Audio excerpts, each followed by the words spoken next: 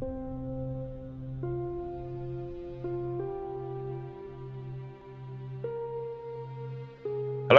and welcome to our new podcast. This is going to be something interesting, I think. My name is SneakyRu007. Primarily stream on Twitch. Most of the content that you'll find on there will be around Escape from Tarkov.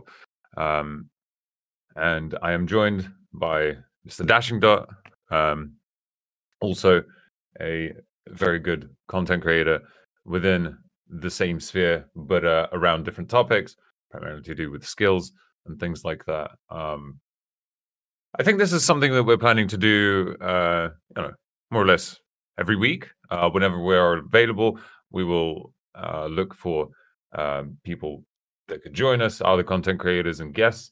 We'll just kind of take it from here. But for today, the topic will be more around content creation itself, success and failures, what works, what doesn't. To be perfectly honest, I don't think either of us are, a very good examples of a success. Let's put it that way. But just to be fair, but because of that fact, I feel like we can weigh in and at least share our perspective on both of those, the success and the failures. And I think the more failures, to be honest, the better, because you then realize what you can and can't do, what works, what doesn't, and so on. Yeah, I agree. Yeah, it is. It's a weird and wonderful world, Dashing, isn't it? It kind of is. It has its ups and downs, and Absolutely. I've been writing a diary, so to say, from day one that I started streaming. Okay. And it mainly contains how I feel before and after stream. Okay. So when it comes to the feeling of success or the feeling of failure, I have my own thoughts written down that I can relate to, and I think we can very well talk about this. I mean, we don't pull in 20,000 viewers each stream, but success, I think, is something that is defined by each and every person individually. Absolutely. Yeah. Content creation and our experience around that's really interesting. When did you start on Twitch? In early 2017, you said?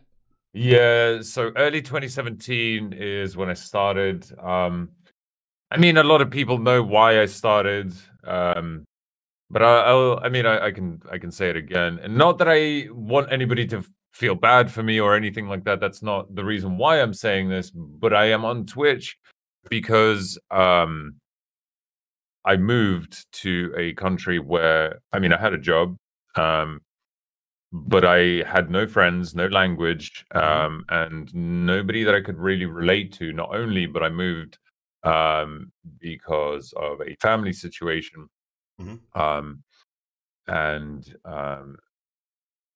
I found myself in a very, very dark place mentally because my partner at the time decided to pretty much leave me without any form of explanation whatsoever. And this is after the fact that I found us a place to live. I started to build up the house and stuff, got furniture in and whatever else, and all of a sudden a place which was supposed to be for for a family, so to speak, is now still very much empty, and it's just me. And this is something which I have to live with every single day. I wake up in this place every single day, and that is something which I have to live with now. Nonetheless, Twitch is a savior for me. It really, it really is. I don't know where I would be if it was not for Twitch, and not only, but I'm extremely grateful to the people that actually got me into it. My friend Peckish Fox also streams on Twitch.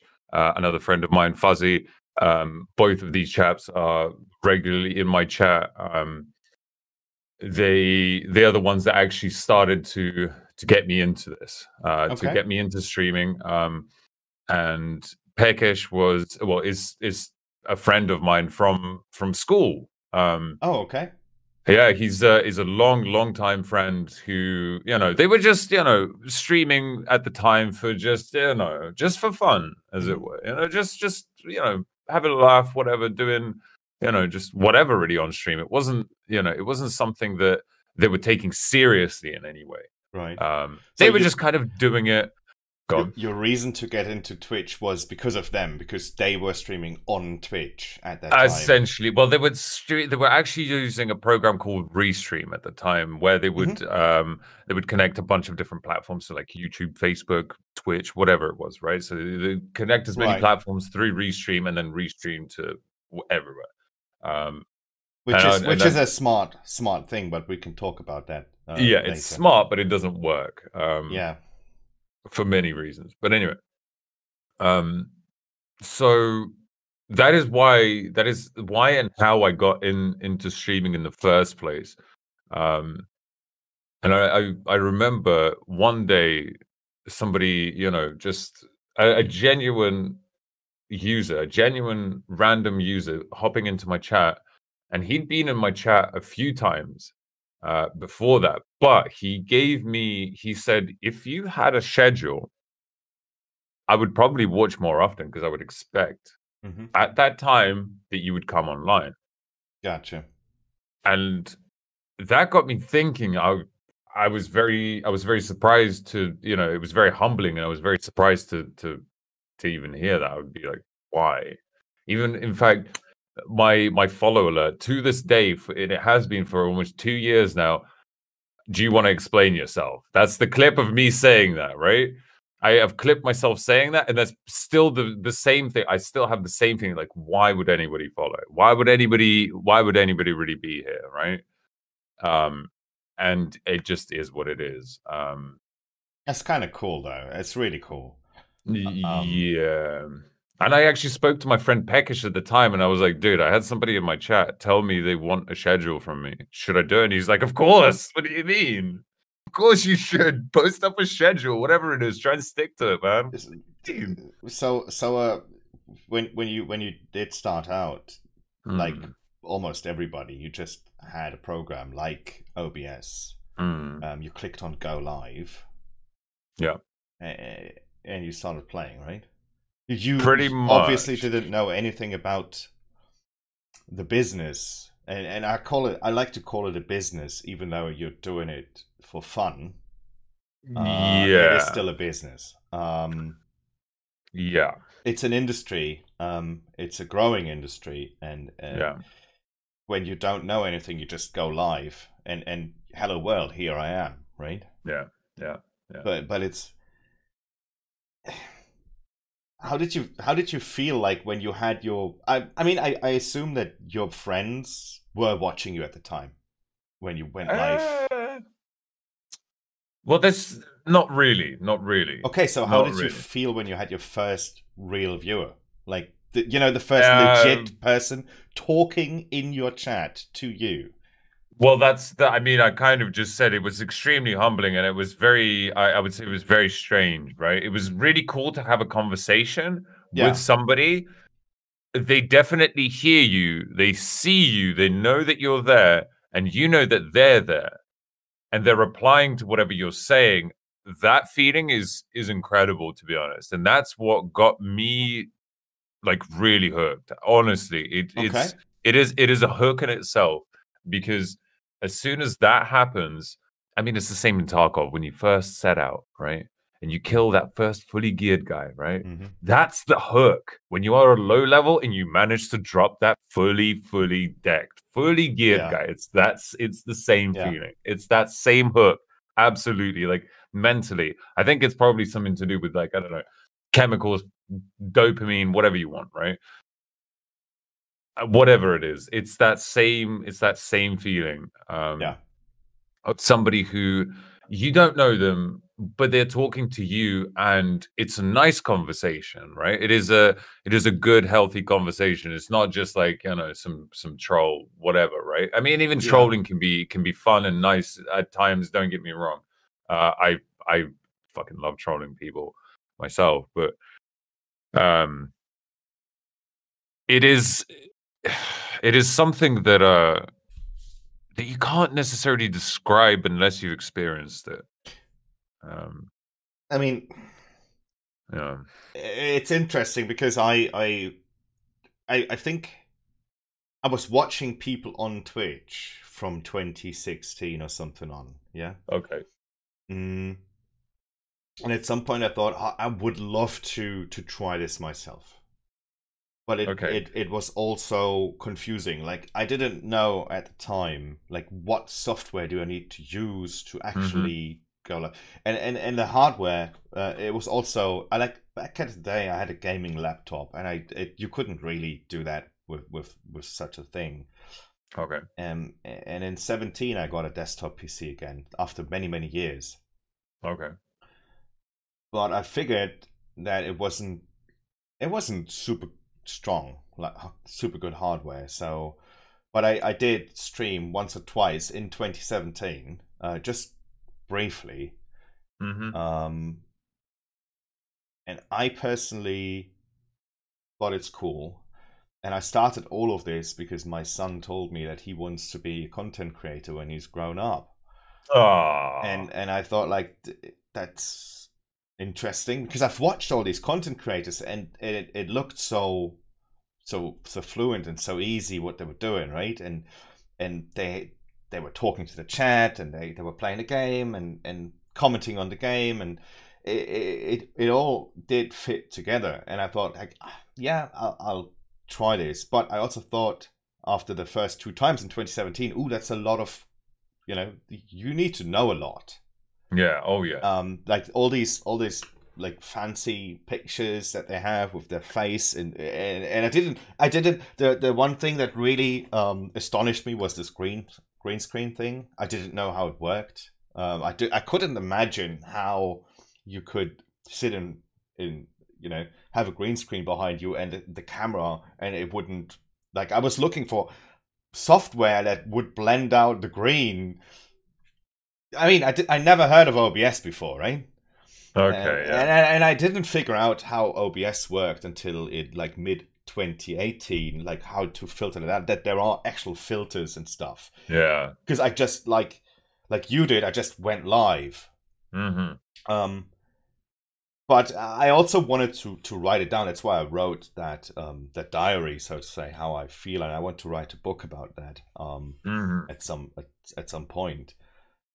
But in 2018, I decided, like, I'm gonna do this. You know, I'm gonna get into this. So I actually made a schedule, which was 3 days a week, right?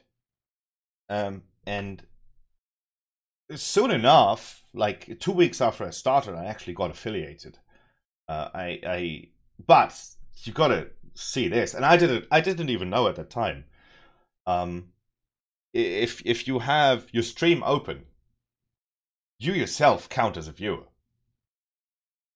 right? I'll let you finish, but I'll tell you how I got affiliated. And then I figured that after like 2 days, and I was like, well, if that works on my own PC, then I can put myself up on my phone. Yeah. And I have 2 viewers. Yeah. And if then somebody else would come in and watch me, I'm already at 3 viewers. Yeah. And that's exactly what happened. But the feeling of that person coming in was incredibly, it was making me nervous. Yeah. Like, you have this picture of content creators that you've watched for a long time and how easy they go. And you just realize that your chat's completely empty. It's you stream for hours and hours and it's empty. And all of a sudden there's a message. And I froze because there was an actual human being saying something to me. Yeah. Yeah. Yeah, but it was incredible. It was absolutely incredible. Yeah. It was one of the best feelings I had in life, probably. So yeah, say what you. Very similar to what you did. I actually didn't get affiliated on Twitch for about 3 months. Not gonna lie. I was just kind of doing my own thing, whatever. I was streaming a bunch of different games all the time. I didn't really, I didn't really, have a game that I could call home, if that makes sense. Yeah. Right. I loved Armor. I loved DayZ. I played a lot of both. But it was always primarily the survival aspect that really drew me into games in general. So that, if you take that into account, I then saw Frankie on PC's video about Tarkov. Right. That first video about Tarkov, and wow, did it look amazing. Like, it really looked good. So I was, patiently sitting there waiting, and then all of a sudden it comes out. Kind of comes out. How does it kind of come out? Well, it's in beta. It's just come out of like closed alpha or whatever, right? And I'm like, after me being, in DayZ for a long time and having experienced that development cycle, I looked at Tarkov and said, not again. Not again. It is not happening. You're not doing this to me. No. The games industry, I'm sorry, you're not doing this to me. To then later go and fucking fall in love with the game and still play it 3 years down the line. But it is that what drew me, into the genre, and I saw that as a natural progression for myself. I then started playing it. I was absolutely terrible, and in fact, for the first 3 months, I played it off stream just to kind of get better at it. Okay. But to go back to the affiliate thing, I worked this out myself, the whole viewer thing, just like you did. But it took me fucking 2 months. Yeah, but I'm older than you. Okay, I see what you did there. Right. So it took me 2 months to get there. But I did it. I was a little more cheeky about it. I was a little more cheeky about it because I have a PC at work with a different IP. I also have a phone and I have an iPad as well. Okay. Which with mobile internet on both of those with different IPs and different numbers. So that's pretty much not only just 3 viewers, but I can also have a 4th, that being myself on my own PC. Okay. That was cheeky. That was cheeky as hell. I'm not gonna lie. I think everybody does it. Yeah, I think everyone does it once they realize, right? Yeah. Can I don't know. I mean, we've spoken a lot about view botting and whatever on. We can touch on that, absolutely. But it's similar, I guess, in a way, but it's nowhere near to the extent. Bear that in mind. And yes, let's talk about it in a minute. But I wanna finish this one first. Sure. And my thought process right there back at the time was that was easy, I got affiliated, that's like, it's like birthday and Christmas together. I just got affiliated on Twitch. This was a new thing. Well, still new in January 2018. I think they introduced it in 2017. Yeah. And all of a sudden you sit there like, I have 3 emote slots. I need to commission emotes. Yeah, what do I do here? And I think there's no right and wrong. A lot of people just make a selfie and, with some face or. And I went to an emote artist because another channel I was friends with at that time, who got affiliated a bit before me, had commissioned that artist, and I ordered my emotes there too. And I really liked them, and I put them up, and I was like, wow, I've got these 3 emotes that I can now post all over Twitch. Fucking epic, right? That's my own emotes to my channel. That feeling was incredible. But there was nobody else posting those emotes, because what do you need for them to post those emotes? You need a subscriber, right? And after like the first 3 months where I found some streamers I liked watching, and I got introduced to streamers through people that came into my chat that were mods in their channels, and I made them mod too. And you know what, because back in the day you didn't have VIPs, you just the thought process was, this guy is really kind to me and he comes back, you know, more often, I'll just make a mod. Yeah. So after a couple of months I had like, I don't know, 100 mods or something. But you only sit on like 4 viewers, and then there comes this day where you sit on 11 and you think like, wow, dude, you know, I'm blowing up. And the next day you sit on 4, and it's a spiral. You go up, and you think, I'm gonna make it, dude. You know, partner, it's not a problem, man. You already in your head, you're going, the statistics will then be like 75. That's, dude, I mean, in 2 weeks I have 75 average viewers. The fuck, you know, that's easy. And then you end up on 4 again, and you're like, what happened? You know, why? What did I do wrong? Oh yeah. And in fact, till today, I still have that feeling. What did I do wrong? Why don't people want to watch me anymore? Why do they go away? But what you always have to remind yourself of is, first of all, they're humans, right? They're not robots. If you stream 5 days a week, they might not have time to watch you 5 bloody days a week, right? Yeah. But, for 5 hours a day as well. Yeah. Or longer. Or more. Yeah. But it doesn't pop into your head, and I feel like it's an up and down, you know. And one day you have a stream and it's fantastic. You sit there, I don't know, let's say you get a big fat host. Like both of us did, right? And all of a sudden you sit on 1,000 viewers and the follows are popping in. Like all these people follow you, and you think like, this is the best day of my life, you know. I just got 60 followers, 60 people that might now come back and watch me. Yeah. But then the next day or a week after, you haven't seen a single one of them, and you think like, why? You know, what happened? So it's this constant up and down that I've been experiencing since 2018. And one problem that I think, and I don't know if you do that, but I try to stop myself from doing that, is you constantly look at your numbers. Oh, it's the worst thing. Constantly look. I've turned off the numbers when I'm streaming, so I don't want to know, because what happened once was I was at 10 and then I dropped to 3 viewers, and you start thinking like, it's not worth doing it anymore. Yeah. Right.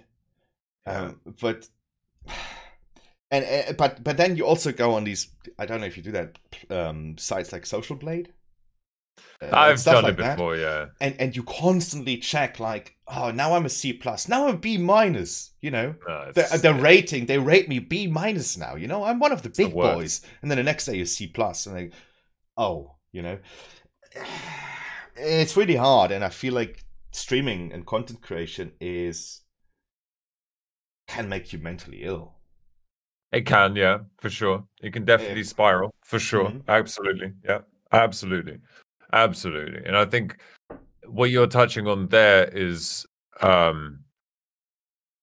very good point, especially for people who are you know, starting out. In fact, actually anyone, to be perfectly honest. I'm sure that you know, even bigger content creators have these problems just as much as, you know, anybody else. Mid-tier, you know, smaller content creators, whatever it is. I think anybody has that kind of, I would call it a mental battle against yourself. Not necessarily against yourself, but it is that comparison of yourself against others.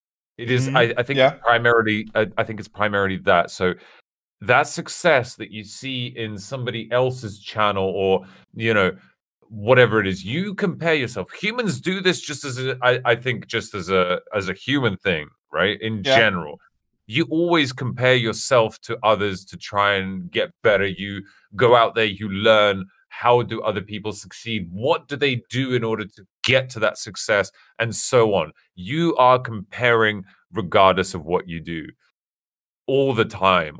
That's And true. that is the spiral in itself as well, because as soon as you start thinking, oh, kind of like what you said, oh, I've lost this many viewers, whatever, I've lost this many followers, whatever it is, right? Yeah. Throughout this period of time, whilst this person, what have they done differently? You know, should I be doing something similar? Most likely, but at the same time, that should be coming from you directly, not from somebody else. Sure, it's very similar. I did music for I wrote music for quite some time, for like 7 to 8 years. I got inspiration from other tunes. I got inspiration from other artists who their songs I liked. I would then go and sit in my digital audio workspace of choice and try to recreate almost one-to-one whatever I heard, right? With the exception of I would then change it in such a way that it would make it my own, and I would try to then go ahead and recreate something completely different with what I've learned already. Okay. Right. So I think that is, again, it's exactly the same. You are comparing, essentially, you're learning by research, but at the same time, you then write something new, which you then can call your own, and you then go and compare that to something, and you're like, okay, so this needs to be, you know, a little bit different. And it is different with streaming and content creation.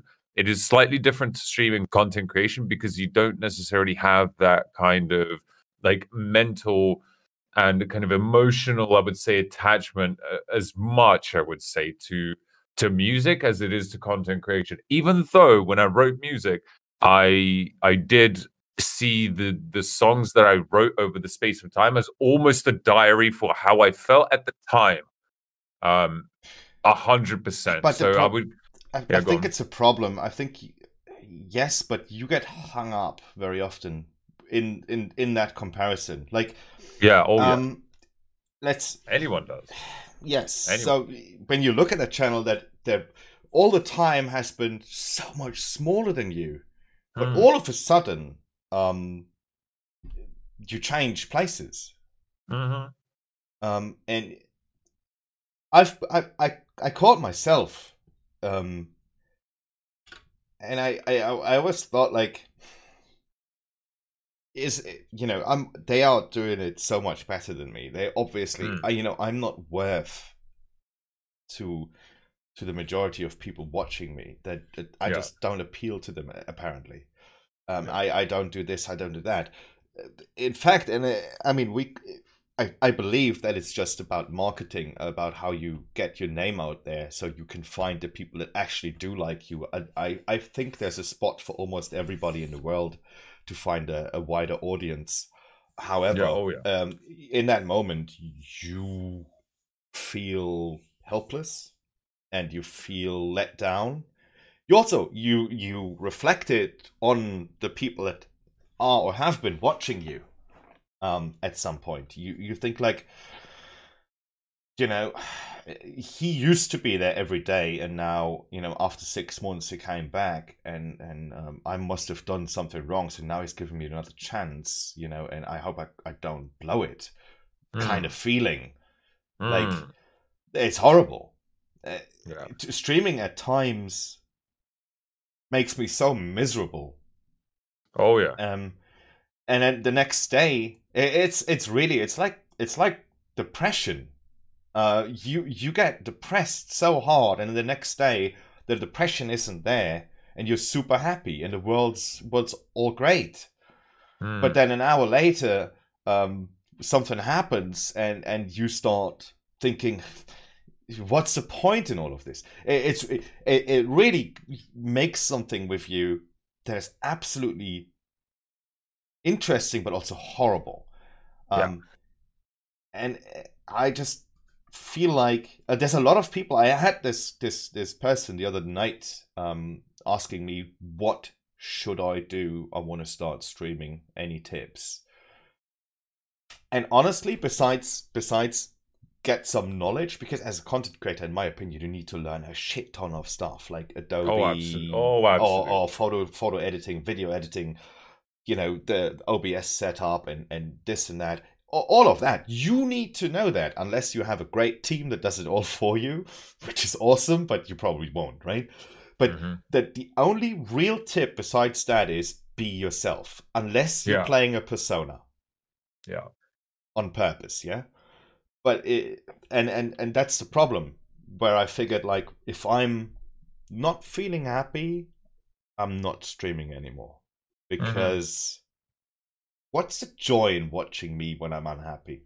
You know what I mean? Like, yeah. But that's the mindset. The mindset is very key. Mindset is extremely key. Not only, but I would say, I would even go as far as saying that burnout. I mean, lots of people have spoken about content creation and burnout in terms of content creation, and it is extreme. Like, it's one of the worst things. It is very, very real. And I think everybody goes through burnout. I've gone through several cycles of burnout at this point. I would say like 3 major like burnout periods of when I just felt like, what's the point? What's the point? Like, there's I don't see a point of me coming online. There is just why am I gonna do this? But at that point, you always have to take yourself back. You always have to bring yourself back and think about the people that are actually there, regardless of how many there are. That's very true. That's very, very true. But how do you deal? Like, does it get to you when somebody comes into your chat and tells you that you're a shitty content creator? Or, I have this sometimes some idiots come onto my YouTube and say, like, when I did this video with Slushy, there was one comment where somebody said, both of you suck. Okay. Or you're taking this way too serious. And like, dude, I'm just doing research on the game. What's your problem? Okay. But it gets to me. At times, it really, really gets to me. I will use an example which you might not necessarily be familiar with, but it is a channel which I've followed for a very, very long time on YouTube, called Simon and Martina. Simon and Martina have moved from Canada over to Korea, have lived in Asia for a very long time, and have since moved over to Japan. They've logged everything pretty much. They are essentially a gourmet food type channel where they go around different places in Asia, and they try out all the different little Asian foods and stuff. It's fascinating, absolutely fascinating. But they're like the most awkward couple you will ever meet. They are the most they're so sweet together, and they're absolutely perfect together, right? But they are the most awkward people you will come across. It is the most sweetest thing, like, for real, okay? When they started, they were even more awkward than they are now. They were just, just like anybody when they first started. Just like anyone when they first started. You're always super awkward, and you don't really know what you're doing. You have some crazy looking, haircut or whatever it is, whatever, right?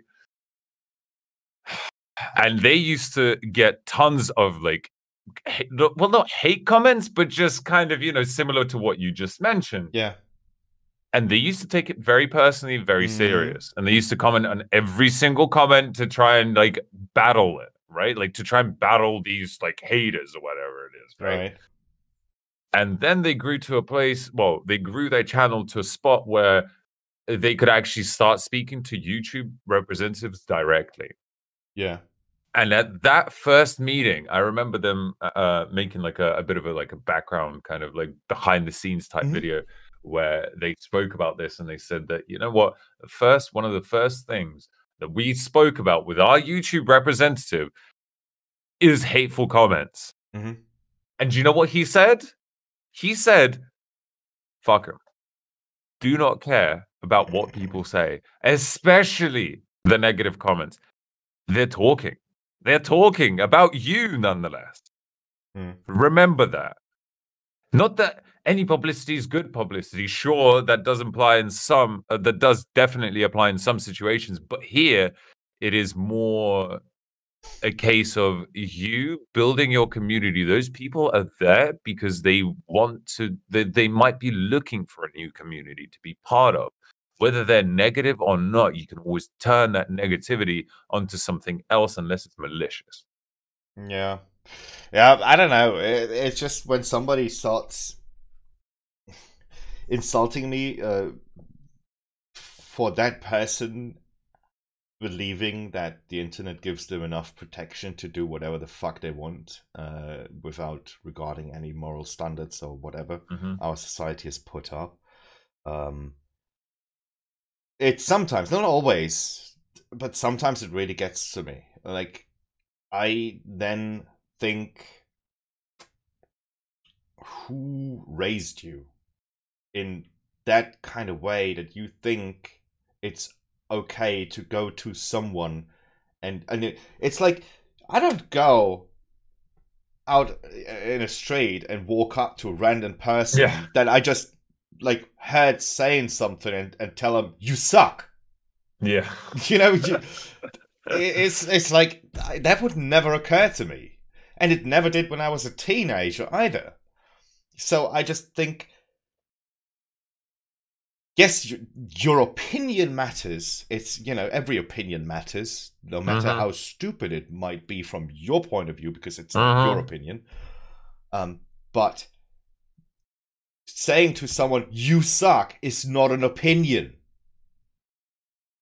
Because if you had an opinion, then you would say, in my opinion, you suck because this and that. Yeah, you would explain it, yeah. It's more of just an insult. It's just to insult someone. And it's and it really, it irritates me up to a point where, because I feel as a content creator, you start filtering the negative comments and the negative aspects of this and putting it out more in the front than the positive things. Like the positive things, you just, that's nice, you know, but the negative things are the ones you see. And I really struggle with that at times. And it makes me often, and I know a lot of streamers, like I know a streamer that pulls in a lot of viewers who has, like, let's say he has 1,500 viewers, right? Every time he would stream. And then there's 5 people that insult him. And if he does this and that, then they actually give him $1 to say a text-to-speech message to insult him or tell him to kill himself or whatever. They even given him money to say that. But he just stopped streaming for a good minute because he just can't comprehend and deal with that shit. And I can understand that. Like, even though you have 1,495 super nice people that are actually really enjoying what you're doing and they want to talk to you and they want to, let's say, befriend you, you know, to whatever extent that's possible as a content creator. But that these 5 make his life so miserable that it's unbearable to start to hit the go live button. Yeah. And that's a problem. And that's a problem I feel a lot of content creators have. I think that it's just the amount of attention you give it. I mean, I've had my fair share of idiots, you know, that come across my chat, for sure. I think we all have, right? Yeah. It's a matter of how you deal with it mentally at the time, and it is the mindset that you have before that situation hits you in the first place. That is, I think, the most important thing is the mindset of how you perceive any given comment. I think that is the most important thing. Yeah. When you see somebody trying to be, you know, trying to be clever or whatever you want to call it, right? You know, to you know, be clever about insulting you. I mean, congrats to you. You're clever about trying to insult somebody. Well done. You took fucking time and brain power to do that. Why don't you use that in the other way to try and actually do something good with your both time, which is the most precious, resource that you have and your brain. Fine, not everybody wants to do that. I get it. That's fine. You might be having a laugh. It might be a joke, whatever. And that is exactly what I've started perceiving those kind of comments as. They are more or less just a joke to me. That is exactly how I perceive anything like that. And if I can see, like, you can tell when somebody jumps into chat whether they're going to stick around or not. Like, almost instantly, you can tell from like the first like couple of messages. You can definitely see what, like, you can feel what the difference is between them talking and somebody who's been there for a while, or somebody who means to come back. Right. At least for me, I can definitely tell if there's malicious, intent behind. Well, for me at least, like at this point, I can definitely tell when there's malicious intent behind somebody, doing something in chat. I personally can't. I mean, I had this one instance. I had a viewer who did watch me for like 2-3 weeks, right? Came back every stream. And then one day he tells me, well, Dashing, it was nice meeting you. Have a good one. Goodbye. And then he just unfollowed and left. Yeah, but even that, I think is just, I would take that as more of an experience, right? I would take that as more of an experience to just kind of like, just let it go, really. Sure, it's upsetting at the time. I can understand that, but it is. Yeah, I haven't really had anything like that. I've seen a lot, but I haven't had anything. I don't know. Why would somebody go out of their way to be that person? Does that make sense? Like, why would somebody go out of their way? It's ill intent, in my opinion. Yeah. He could have just left, and exactly. He could have just gone without saying anything. And if it is that, then well, why were you here in the first place? So that's the way I would look at it and be like, okay, well, that's fine. It's just the ultimate dick move. It's like what does it get you to tell someone you're not good enough for me? You're not good enough. Like, if I go into a streamer's channel with 0 to 1 viewers, and I tell them, I just watched your stream for 5 days. I get nothing from you, dude. You're not good enough. I'm out. Bye. I'm hurting this person intentionally, right? So it feels like there's this saying, right? Treat others like you would like to be treated. Yeah, and it's so true. It's so true. Absolutely. But yeah, that's just all stuff you encounter when streaming, and that's what I meant with that spiral going up and down, like in both directions. And you have to be very careful to not let it drag you down to a place where you just can't recover from. I feel. Yeah. But we had this earlier, like comparing yourself, and people exploding in viewers while they were smaller than you, and I mean, we both got affiliated on our own views. And I do believe a lot of affiliates actually do. It's just how it is. Oh yeah, once they find out, for sure, of course. Yeah, I wouldn't even doubt it. Not even doubt it. But you also mentioned it a bit, like view botting, which is something very interesting. Did you and I view bot ourselves? In some, from a moral standpoint, we did. We put ourselves up higher in that category we were in at that time. I wouldn't say that we put ourselves up higher in the category. I think it was more a prop to actually get a button, to get to a milestone, right?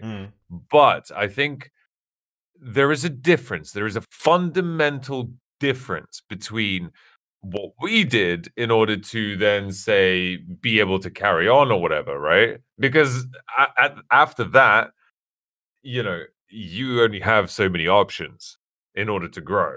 Let's be real. right? And by that, what I'm saying, what I actually mean is that, okay, you either have legitimate ways of growth, which are either legitimate user acquisition from different platforms, or there's illegitimate ways. Well, you can't really call them illegitimate. Let's call them shady, right? There's more kind of like tools which you can use. Let's put it that way, where you can essentially get a service to then put yourself in a higher placement in the category for that specific game or whatever it is, and that's fundamentally different, in my opinion. And the more you use a service like that, with varying degrees, right? So if we're talking about 10 viewers, that's 10 viewers. We're talking about 50 viewers, that's worse. We're talking about 100 viewers, that's even worse, right? We're talking about 500 viewers, that's even worse. We're talking about more, the worse, the bigger it gets, the worse it is, in my opinion. What if I'm, but that would be, I buy the viewers from a source. You're buying a service. I buy the service, whatever. Which is against TOS, which is against Twitch TOS. Yes, but what we did was, having the stream on phone and on the tablet and on a work PC, right? So what if I'm filthy rich and I buy a server farm that is in my house? I create 100 Twitch accounts, put them all and watch myself. It's legitimate viewers. Yeah, it is to an extent. Yeah, but it's kind of U-botting, isn't it not? Sure, and I'll explain the difference between what you're saying, and it's actually pretty clear in Twitch TOS. It's stated pretty clearly in Twitch TOS. That is what is known as a fake engagement. That is what is called a fake, or known as a fake engagement in Twitch TOS. It's defined pretty clearly, is where essentially you are trying to make out, that you have a bigger community or a bigger following where your chat is essentially dead. There is nobody in chat, but all of, for whatever reason, you have 100+ viewers or whatever, right? That is called a fake engagement, and that is against Twitch TOS, regardless of how you want to put it, right? Regardless of what you do, that is a fake engagement, right? But I sometimes sit on 20, 30, 40 people that say maybe hi or whatever, but that's the only thing they say, and then they're just lurking, right? Sure. And sometimes those are established viewers. But sometimes for half an hour, nobody writes a damn thing. That's your community. That is an established community, Dash. There is a difference. There is a difference between an established community who is there for you and your channel. No, but for your content. Yes, but I'm saying it doesn't necessarily need to mean that my chat's active just because if you have 5,000 viewers, I'm pretty certain that at least 200 of them will probably write constantly, and your chat will move fast. Or highly likely. While when you're having 20, 30, 40 like me, yes, it probably is slow. Or dead at times. I mean, but still, it's interesting. From a moral standpoint, we also did that fake engagement to get affiliated back then, right? Yeah. I just don't think that the severity of what we did is anywhere near as close as, say, okay, my channel just got noticed by a much bigger content creator. Oh my God, he just, I just got the biggest host of my life for 20,000 people, right? And then all of a sudden, the next day, sure, 100 of them came back. Wow, okay, wait a second. These are actually legitimate people. How about if I put in an underlaying, a layer of, let's just say viewers, quote unquote, that will then make it seem as if there's a buzz around my channel. And then other content creators start hosting. And then they see it. Everybody sees it. The viewers see it that were there the day before. Other content creators see it as well. And they're like, okay, so there must be something. Let me take a look. Right? They then start bringing their communities over. And it all kind of starts to brew and grow, right? And again, I've spoken about spirals, but this is a different one. This is something that a lot of people will, I'm sure, find dizzying, absolutely, like to the point where it's like, you know, it's almost like a drunk feeling, you know. It's But it makes you addicted to that, right? Oh, because you need to like we discussed before with you know, when I drop to, like, let's say now I sometimes drop to even as low as 7 viewers. You know, the day before I'm at 26 average, and the next day I'm at 7.5. And it really is a bad feeling, a bad place to be in. But if you inflate your numbers like that, and I'm pretty sure that's not just for a dollar, you know. Then you need that to happen every day. Otherwise, it makes you not feel good. I sometimes feel you need that constant growth to make you feel good, to give you that same good feeling, or to get a rush. It's an addiction, and but my problem, I guess, is, or the question: do you think, in all honesty, that Twitch has content creator, like the affiliate thing? I do believe Twitch knows about this. I just 100%. Do believe they don't really care, because you're not, like, to be honest, being affiliated with Twitch, I don't think really means anything. In fact, being partnered doesn't really mean much more either. Because in my opinion, sure, being affiliated at the time of when you get affiliated might feel like a milestone. Getting partnered is an even bigger milestone mentally. And this word mentally is key here. And I think it's key across content creation in general, right? We've spoken a lot about, you know, like mental, you know, states and mental issues and stuff. And that is a very, very key word here, because that mental state of, you know, oh, I have to be, you know, or I am not, you know, that those two things I think are very intoxicating, very, very intoxicating. You really, like, you truly have to, you know, dive into that kind of mindset, you know, into that success mindset, whatever that means for you, whether it's, you know, paying for a service. If that's success, then I'm sorry, I can't agree with you. But, you know, if success to you means putting in work and actually, you know, being a force for good within a certain community, that is genuine success. Like, I feel that that's the only genuine success that's the only thing you can call genuine success, is when you find your niche, when you find something that people want, something that people are, you know, that they will consume as content. Yes. Aren't you successful if, let's say, you pull in 1, 2, 3, 4, 5, 6, 7, 8, 9, 10, it doesn't matter, viewers every time you stream? They come back, they love what you do. Aren't you already successful?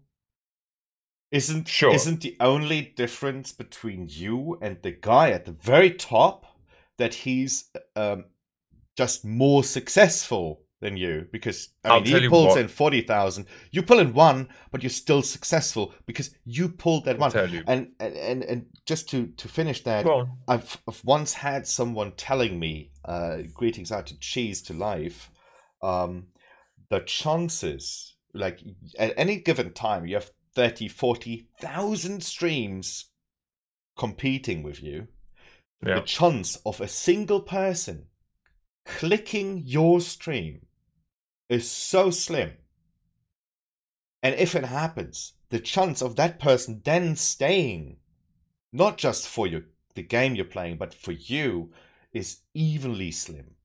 And if that happens, that's like a miracle, and that's success. You did something successful there. But you can also project what you just said slightly further, because I can tell you that just about any content creator, I'm sure, will probably agree with me on this. No matter how much success you have, you always want more. Yes. You always want more. And that's why when you sit at 5, you want to go to 10, and when you sit at 10, you want to go to 20, and so on. And it never stops. It never stops. Yeah. But the problem is when you go down. Yeah. That's the failure where you go in like it's not a failure, but it can happen for all kinds of reasons. But that's the problem. That is a problem. Well, it might not be necessarily a problem, but from how you perceive it, it is, because it makes you feel sad, right? But yeah. So the original question I wanted to ask is, do you think that somebody got partnered on inflating their numbers ever? Because Twitch must see that. Absolutely. Just because we're outside of Twitch, I could probably say this, and I'll say it quite openly. I'm not going to obviously name anybody, 100%. In fact, I've seen quite a few channels do exactly that, where, in fact, I'll even give you the scheme, where they will get noticed by certain members of a certain game community, right? Right. They will then see that, oh, I'm gaining more traction. I need to now create some sort of a buzz around my channel so that it seems like there is something there for everybody, or there's something interesting going on here. Right. And that is when most, well, not most, I can't say most, because the only people that I legitimately, like, that I know 100% that have done this, I can't say that they're very good people, but I guess they do, they do this in order to promote themselves, whatever, to get to wherever they want to be. And then, sure, they might even start doing things for charity and whatever else, but that still doesn't quite cover the fact that you got there on a platform which is not, which wasn't very good to begin with. Well, it's really hard to be discovered on Twitch. Right? It is extremely hard to be discovered on Twitch. You're not wrong. And that is why a lot of the time, people who start out on Twitch just by clicking the go live button in OBS will probably stop streaming within 6 months to a year. A lot of people then carry on to go on to 2 years, 3 years, whatever it is. Hey, I've been, my channel has been several times at a place where I was about 5 average viewers away from partner, from actually clicking that apply for partner button. Yeah. And I would say that it's content creation in general, I think, has its ups and downs, right? All the time. It happens all the time. But when it's at a constant and there's no ups and downs, to anybody who has ever streamed, it looks absolutely insane. It looks like, I'm going to try and pick my words carefully here, but most of the time, anybody who knows what they're talking about, they will see it almost instantly. They will spot it very, very quickly. It is easy to spot if you know what you're looking for. If somebody inflates their numbers. Oh, yes. Yeah. Oh, yes. It is very easy. I seem to be completely ignorant to that. I've had this where somebody, one of my mods, I think, came to me and said, "Look at this channel," and I looked at the channel and I couldn't see shit. Right? It's like, okay, I'm either too stupid or just too naive. Okay. To think that. I mean, of course, it's weird when somebody appears out of nowhere and you're doing this for a year or two with some sort of success, but nowhere near getting partnered. And after a few months, they're partnered, sitting on God knows how many viewers, and you sit there like, dude, I'm so shit at this. I'm so utterly shit at this. Right? Can I chime in here and say the other side of what we're talking about here? Because I've pretty much heard it all by this point. To anybody who's listening, right, that might be a content creator who might also have, possibly dabbled in some sort of, shenanigans as we're talking about here. Sure, you can say, why do you care? You should be running your own channel. Why do you care about what I'm doing? And I will tell you why. I'll tell you why. For a lot of what I do is I do it selflessly. I care when it is my friends that I have met online, right? It is the people that I care about.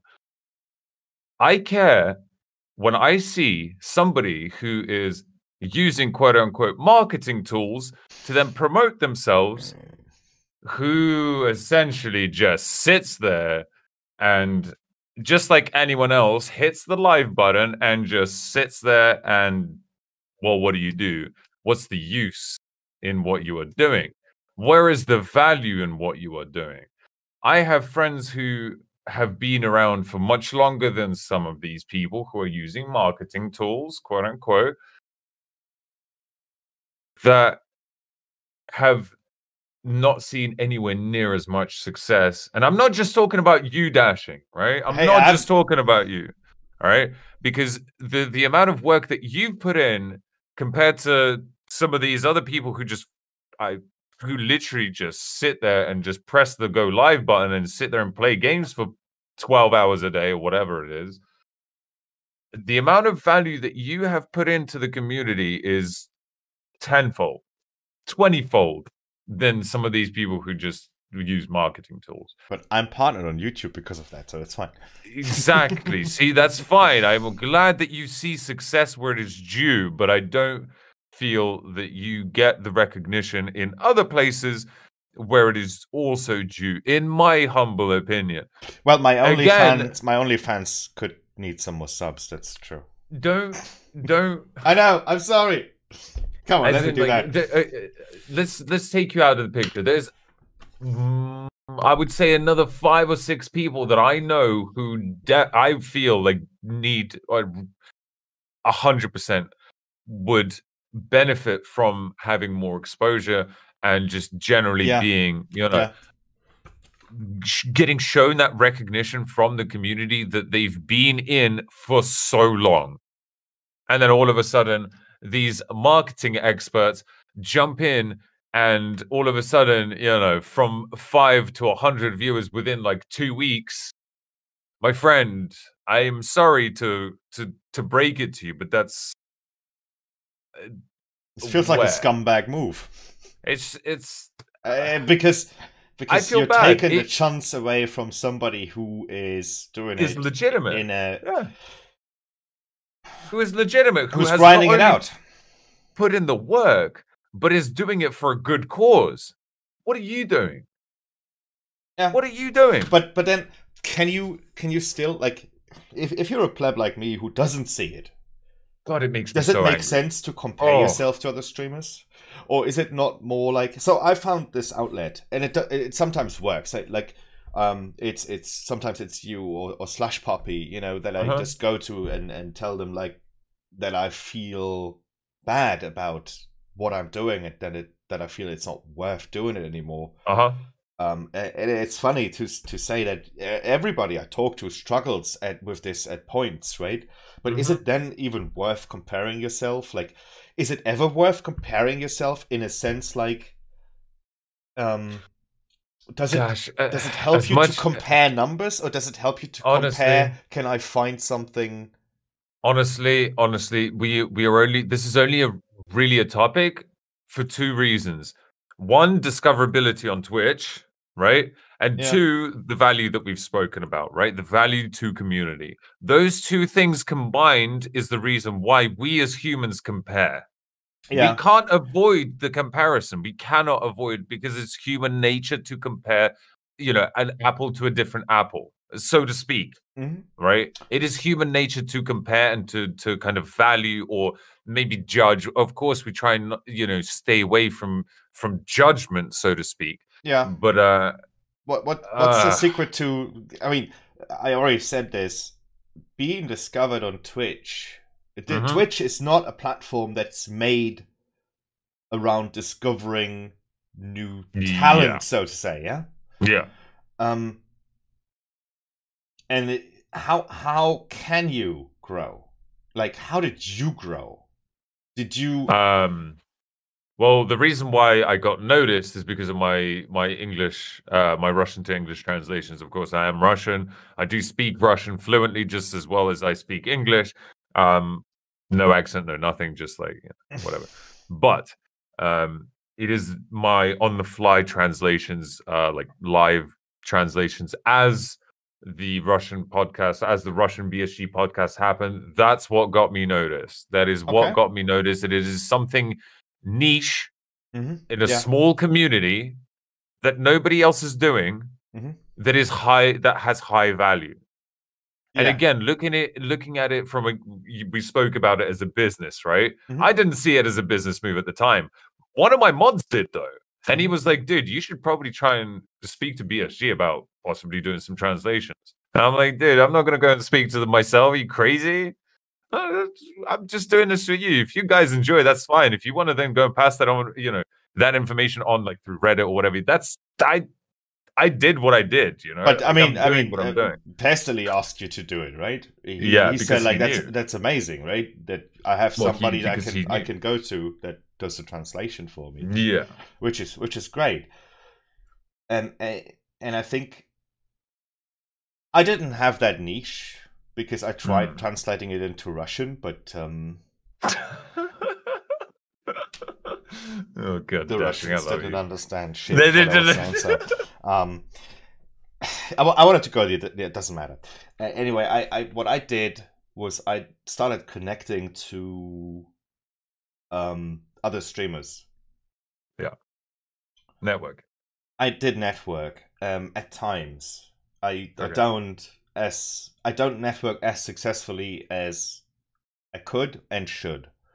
And what I mean by that is, if you're networking in a good way, you start becoming a part of another streamer's community. Yeah. You can introduce your own stream. You don't go, like, what I personally would do is, you go into that stream, you become a part of that community. They get to know you from chat. And then one day, you can give them a host or raid. And then they know that you're a streamer. Unless they figure it out before, but you never should go in there like, "Hi, I'm streaming." Exactly. But that's how I did. Or the other way, I had mods that introduced me to streamers that were also modding for. Okay. Like, I never heard of Kings, and a guy from the military and veteran Discord saw me streaming. So he jumped into my stream, and we befriended each other, and he became mod. And then one day, Kings raided me. And as it turned out, this guy was a mod in King's chat. I see. It was Whiskey, yeah? And so that's how this kind of worked. Okay. But networking is so much work. So much work. Absolutely. Oh, it's extremely time-consuming. Extremely. And I personally feel... And we had this conversation yesterday. I really hate the word relevant. Because just to say it again, everybody is relevant. Yeah. It's just a word that perfectly describes how hip somebody is on the platform at the moment, right? That word. Are we living in the 80s, Dash? Oh, I like that. Born in the 80s, okay. So I feel like you network your ass off, but you never see any of those streamers sit in your chat, right? Which also brings me back to struggling with all of that. Like, what's the point, right? You spend hours talking to them, sometimes keeping that chat alive, even, right? and you need to start thinking about it doesn't matter. You know, it's not about getting something in return. It's what you can give to the community. Yeah, but absolutely. That, and I speak from personal experience, it should always be that what defines you, but you forget. Because you're human and you start forgetting at times where you just feel let down. It's like I said, it's a constant back and forth. You know in your head what's right and what's just totally fine, and how you should deal with that stuff. But then the human part kicks in and just pushes you down. Yeah. Oh yeah. I don't know. It's all really it's amazing. It's been an amazing journey so far. To me, I've met so many people from all around the world. I mean, you're a Russian living in Finland, right? Yeah. And we met, which is amazing. What are the chances, you know? The wonders of the internet. Yeah. Yeah. So that's so crazy. But I wouldn't want to miss it. That's for sure. It's been an interesting and great journey. But the networking part is something that is so time consuming. Even if you're just doing it for fun, how many hours do you think you would have to invest to actually grow your channel if you're just doing it for fun but you still want to grow it? 10? What, just networking alone? Yeah, per week. 10? 15? Per week? Yeah.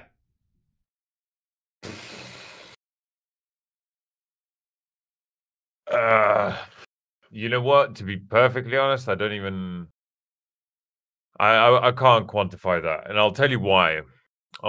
Because whenever I do network, and for instance, like I see networking as, you know, whether it's, you know, talking to somebody across Discord, yeah, whether it's them coming forward to you to ask you about whatever, you know, even if they're not necessarily, even if they don't necessarily stream, they might be a tiny little channel who's not affiliated yet. They might be, you know, looking to get some sort of tips, you know, whatever it is.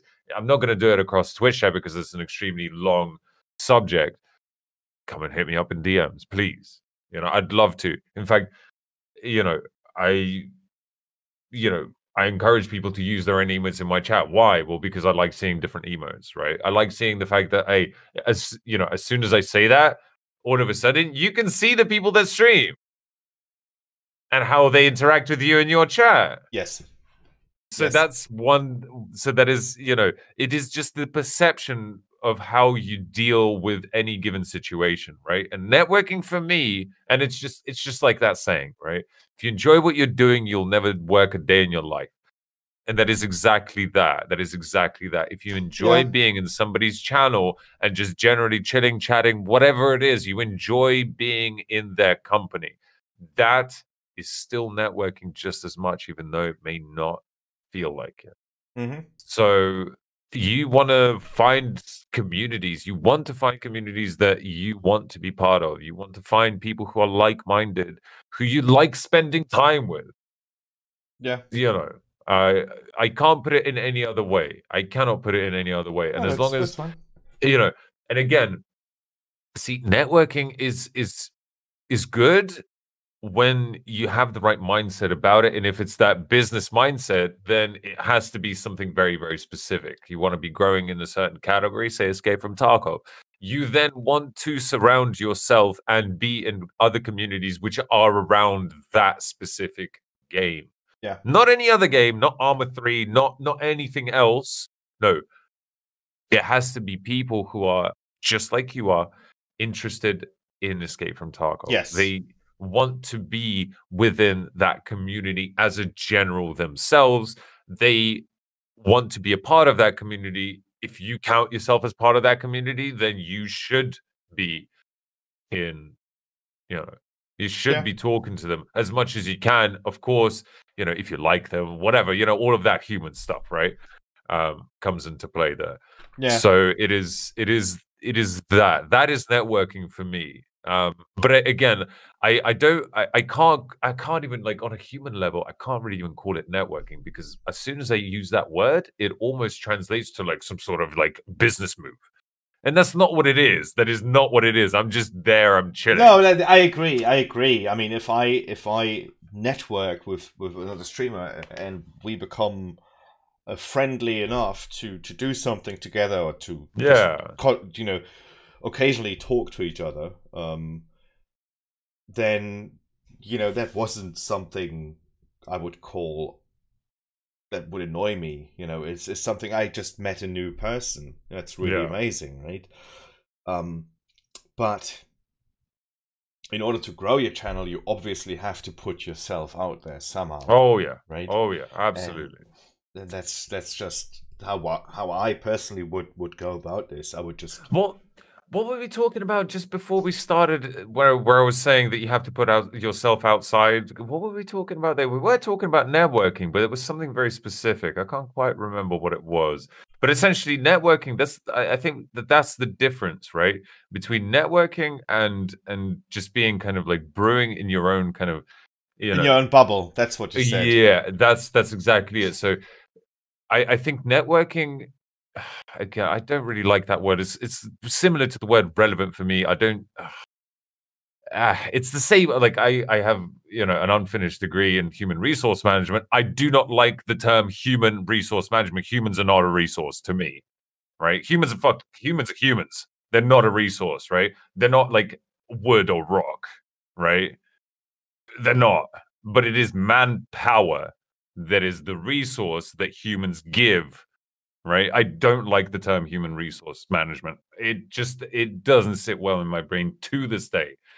Probably because of the fact that I actually did it for uni, and I, got to think about it very, in great detail. So it is that I don't like the term networking, but being inside your own bubble is detrimental in many ways to yourself. Because you brew in your own bubble. You have this idea, it could be the most amazing idea, but if you do not take it outside of where you are, outside of that bubble, to see what the reaction is, you have no idea what you are doing. That is one of the worst places to be, because you cannot judge at that point. You yourself are not a very good judge of your own product. Other people, mind you, are very good judges of of your product, right? So if we're talking about content creation, it is that mindset, right? Of what should I do? And that's the bubble, which you then have to get rid of it. You have to get rid of that bubble to take yourself outside. You have to place yourself outside of yourself, to be in other people's communities, to then see the reaction that those communities have towards you and your content. That is the key part of networking. For no better, for lack of a better term to use for networking. So later today, when you're going live, I'm going to be in chat, and I'm going to try to type in chat networking and relevant, and I hope these words are banned. I'll just ban you now. It's fine. Oh wow. Okay, Sneaky. I feel like we're nearing the. I think we've talked about a lot. We did, and I feel I feel relieved, because I was able to say something I usually don't. Good. When it comes to personal stuff and how you feel about it. Same. And I hope it does help someone who comes across this, who is feeling, Oh, I definitely. I know quite a few people. Who would benefit from this, from this information. So this was episode 1, right? So we do this again next week. Yeah.